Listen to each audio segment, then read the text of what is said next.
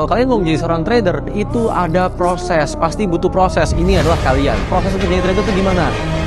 Di sini akhirnya kalian akan menjadi seorang trader. Apa aja sih ini? Ini prosesnya adalah pertama kalian harus belajar, dan setelah itu kalian akan harus meluangkan waktu untuk belajar. Setelah itu kalian harus komit. Setelah itu kalian akan melakukan banyak sekali kesalahan. Dari situ kalian akan belajar untuk disiplin. Karena dari inilah semua akan membuahkan yang namanya pengalaman. Saat pengalaman-pengalaman yang kalian dapatkan, itulah yang akhirnya akan membentuk mental bagi kalian semua. Mental ini akhirnya akan membentuk menjadikan kalian seorang trader, dan bukan metode.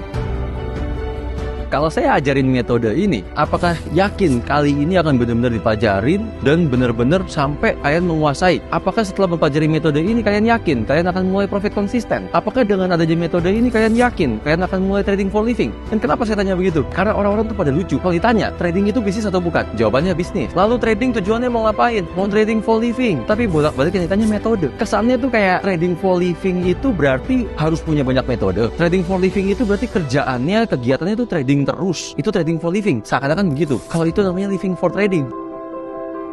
Kalau orang profitnya dikit maunya diambil, itu sebenarnya bukan greedy, tapi itu sebenarnya takut profitnya hilang. Yang sama orang kalau yang SL-nya digeser-geser, lalu bahkan nggak pakai stop loss, orang kan suka bilang itu nggak disiplin. Tapi yang sebenarnya bikin nggak disiplin adalah sama takut loss. Rasa takut dan rasa greedy ini nih, kalau menurut Excel munculnya itu karena apa? Kalau menurut saya emosi sih, Mbak. Emosinya itu kalau lagi trading bisa sampai meluap-luap. Karena apa? Modal yang terbatas. Dan kalau orang pakai modalnya kecil, itu loss sedikit aja berasanya gede. Contoh simpelnya gini, modal $1.000, kalau kita profit 100, orang bilangnya kan, aduh profitnya cuma 100, nggak cukup buat hidup sehari-hari. Tapi kalau modal 1.000, sekali loss 100, gede apa kecil? Ya, gede sih. Gede kan? Langsung berasa kan? Terus orang lotnya dibesarin kan? Saat lotnya dibesarin, emosinya lebih nggak stabil nggak? Ya lebih nggak stabil. Ya kan lebih dominan lagi kan? Karena sekali loss, lebih berasa. Jadi ini tuh sama kayak orang kalau gajian lah. Orang baru gajian itu kan, laguannya udah kayak sultan enggak?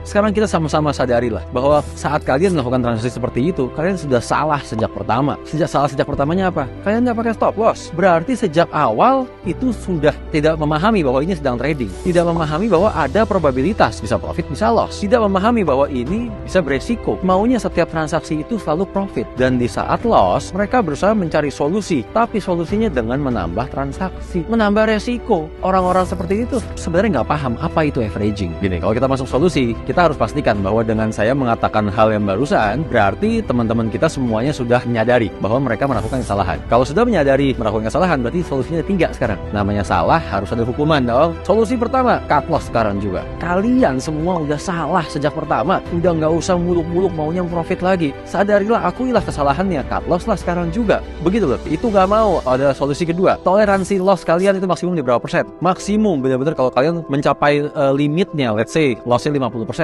Kalau kalian udah sampai loss 50%, baru kalian akan benar-benar mengakui bahwa ini transaksi salah. Saya harus menerima loss yang kali ini. Berarti tetapkanlah maksimum loss mau di mana. Di mana itu akan menjadi pembelajaran yang benar-benar hebat. Solusi ketiga ini agak-agak manis. Karena ini tetap nggak biru. Karena balik lagi, prinsipnya kita sudah menyadari kesalahan kita. Saat kita sudah menyadari kesalahan kita, maka kalau sampai kesalahan ini dimaafkan sedikit aja, harusnya diterima kasih dong. Berarti kalau loss ini bisa diperkecil, harusnya udah berterima kasih dong.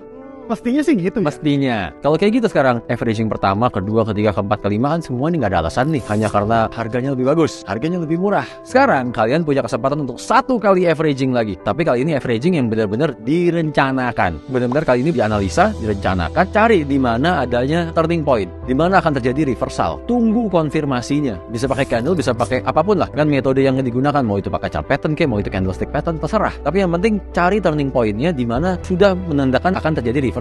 Begitu konfirmasinya terjadi, disitulah averaging untuk terakhir kalinya. Saat dibilang itu averaging terakhir kalinya, ingat ya, ini averaging. Yang berarti 6 harga ini, hitung average-nya berapa, baru cari sekarang exit-nya. Exit, ini mau nggak mau sekarang nyari entry dulu, bukan nyari exit dulu ya. Baru exit, di mana kita bisa exit yang berdasarkan analisa kita itu udah maksimal. Udah nggak usah muluk-muluk, nggak usah neko-neko. Bisa nggak ya sampai profit saat harga mencapai itu? Bener-bener itu harus TP, selesai transaksinya, tutup semuanya. Dan loss-nya hanya bisa diperkecil. Jadi mentor saya ini kan waktu itu lagi iseng mau nyoba bisnis beras organik. Jadi saya dikasih analogi tentang beras. Bayangin kalau misalkan beli beras, dapat beras yang jelek. Saat beras yang jelek ini kan susah dijual ya. Pasti mau nggak mau harus jual rugi sebenarnya. Ya. Tapi kan kalau di trading seolah-olah saya tungguin sampai ada yang mau beli di harga untung. Saya pegangin terus beras nih. Ya kan? Buat apa dia bilang? Beras jelek siapa yang mau beli di harga tinggi? Mau dipegangin sampai kapanpun nggak akan pernah ada yang beli gitu loh. Jadi momen itu dikatakan bahwa namanya berbisnis selama masih ada yang mau beli, walaupun itu jual rugi, jual jual. Yang penting kita masih pegang uang lagi. Ya, kita bisa beli beras lagi. Kali ini benar-benar flagship dong cari beras ya. Kan udah belajar dari pengalaman. Flagship cari beras yang benar-benar bagus, bisa jual di harga yang tinggi. Toh dari hasil profitnya itu lakukan secara terus-menerus akan menutupi kerugian yang kemarin. Yang penting duitnya muter. Itulah pertama kali saya ditanamkan mindset seperti itu. Dalam berbisnis, yang penting duitnya muter. Untung rugi itu bagian dari bisnis. Itu bagian dari trading. Mentor itu profit, tapi semua trading ini nggak pakai stop loss, nggak menggunakan manajemen. Yang saya berani bilang, kemungkinan besar mentor tersebut adalah full time trader, ya kan? Sementara Excel baru mau belajar, mungkin nggak langsung menjadi full time trader. Mungkin gitu. Mungkin nggak Excel memutuskan, oke, saya mau belajar dari si mentor A, langsung resign dari pekerjaan yang sekarang. Nggak mungkin kan? Nggak mungkin. Teman-teman kalian nggak mungkin kan? Langsung komit meninggalkan semua aktivitas kalian untuk memantau harga setiap saat. Sementara si mentor tersebut, dia adalah full time trader. Dia bisa memonitoring harga dalam waktu yang lama. Sehingga dalam kapanpun juga, dia bisa langsung cut posisinya saat pergerakan market tidak sesuai dengan analisanya. Ini yang bahaya, karena metodenya mungkin bisa dipelajarin, tapi kalian nggak akan pernah bisa jalanin, karena kalian bukanlah full time trader.